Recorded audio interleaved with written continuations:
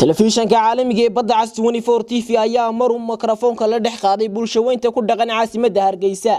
waxaan wax ka weydiinay dhalinyarada Hargeysa dhalinyaradu isku wada jiraan ee dhalinyarada qaar oo xilliyada habeenkii ku caafilku aadan baarashada dad isla markaana ay ka qaadanayaan mobile iyo lacag iyo wixii la halmaala haddaba dhalinyaradani ayaan dadka u kala saarin rag iyo dumarba waayeel baha ahaade isla markaana qofka ay wax ka waayaan jirkiisa dil u geysanaya balse tan ay shicibku ku tilmaameen inayna tuugnimo ahayn ahna dhaciyo boob cadaana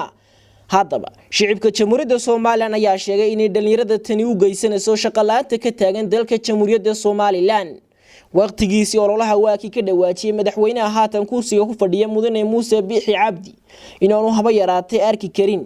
nin dhalinyaro u dhashay qaranka jamhuuriyadda Soomaaliland inay farihiisaasi bilaa shaqo noqdaan haddaba dhalinyarada ayaa arintaasi ku farxay isla markaana ku taageeray mudane Muuse Biixi Cabdi isla markaana u bixiyay Aabba Muuse haddaba shicibka jamhuuriyadda Soomaaliland ayaa sheegay inaanu haba yaraatay madaxweynaha qaranka jamhuuriyadda Soomaaliland waxba dhalinyarada u qaban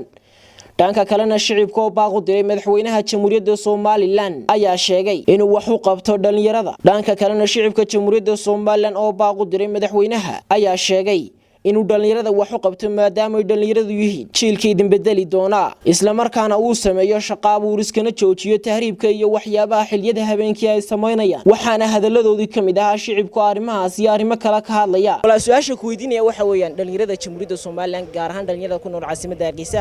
ayaa waxay ku kacaan xilliyada habeenkii filalku aadan baarashada dadka isla markaana ka qaadanayaan mobile iyo lacag ay sitaan maxaad arintaasi aad ku tilmaamaysaa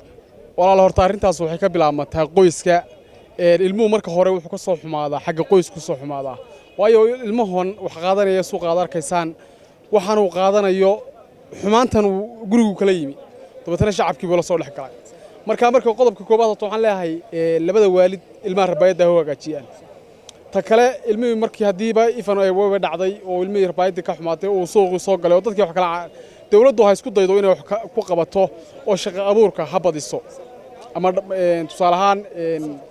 dawladda shaqo abuur ha u sameeyay shaqo ku weydiinaya ardayna shaqo la'aanta ardaygu ama qofka wax qaadanaya runtii kuma dhiiradeen inuu qofta jeebkiisa ama wax ka qaado marka runtii waxaan arkaa dawladdu inay shaqo abuur sameyso barnaamijka tusaale maan dhaweey tolo jaamacadda Hargeysa ka hadlay wuxuu sheegay barnaamij la yiraahdo shaqo qaran marka shaqada qaran la soo dedejiyo dadka noocaas oo kale waliba u baahan dadka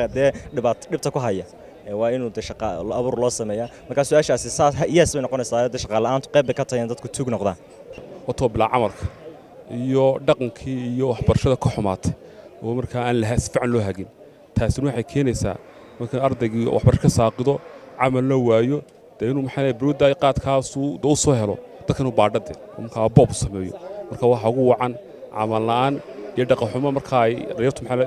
wajahday waa Naasir Abdulqaadir Abdiwahaab Naasir Talasame telefishanka caalamiga ee badda cas 24 TV caasimadda Hargeysa